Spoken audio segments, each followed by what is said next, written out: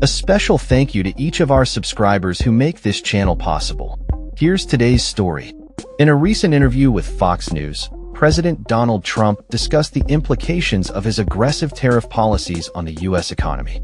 He expressed confidence that these tariffs would ultimately benefit American workers and prevent the nation from being ripped off by foreign trade partners.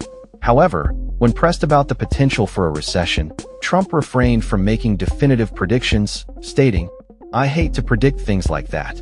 There is a period of transition." This statement comes amid growing concerns about economic slowdowns as his administration imposes significant tariffs on key trading partners, including Canada, Mexico, and China. Last week, Trump initiated sweeping tariffs that sent shockwaves through the stock market. Major industries, particularly the automotive sector, voiced their concerns, warning that these duties could severely impact their operations. In retaliation, Canada announced tariffs on $20.5 billion worth of American exports, and China has signaled plans for additional tariffs on U.S. goods.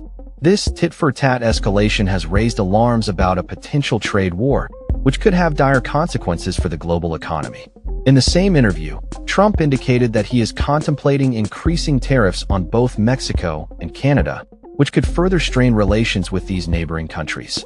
Commerce Secretary Howard Lutnick, appearing on NBC's Meet the Press, acknowledged that while these tariffs would likely lead to higher prices for American consumers, he insisted that a recession was not imminent.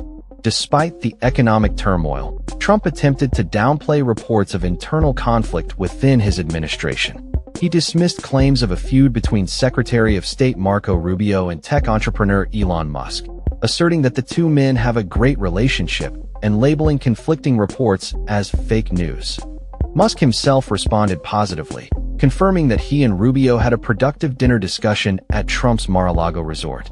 On a different front, Trump's Turnberry Golf Resort in Scotland became a target of vandalism, with protesters expressing dissent over his controversial comments regarding the Israeli-Palestinian conflict.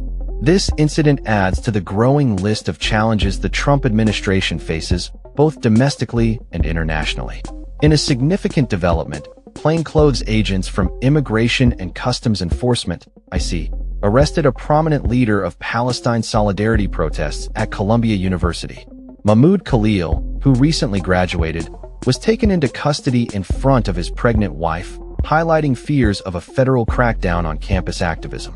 The Justice Department also made headlines by dropping a federal lawsuit against a Louisiana petrochemical plant accused of exacerbating cancer risks in a majority black community.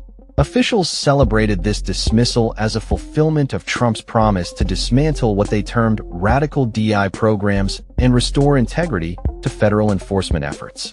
In response to the tariffs, Mexican President Claudia Sheinbaum addressed thousands of supporters in Mexico City, emphasizing the importance of national sovereignty and the economic contributions of Mexico to the U.S. economy. She reaffirmed her commitment to protecting Mexican interests while expressing hope for respectful dialogue with the U.S. government. As the Trump administration prepares to restart the detention of migrant families and children at a Texas facility, concerns are mounting about the implications for immigrant treatment in the U.S. This move has been criticized by advocates who fear it could lead to a return to harsh immigration policies.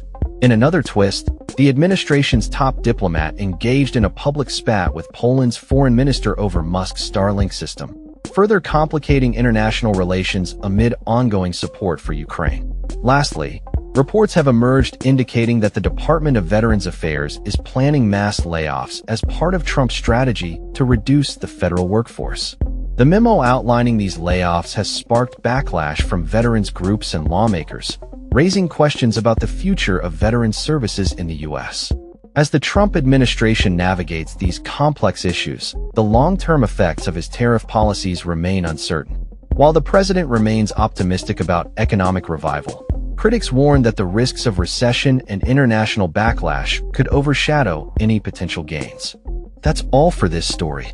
We upload videos every day covering many different subjects, so hit that subscribe button to stay informed. Thanks for watching.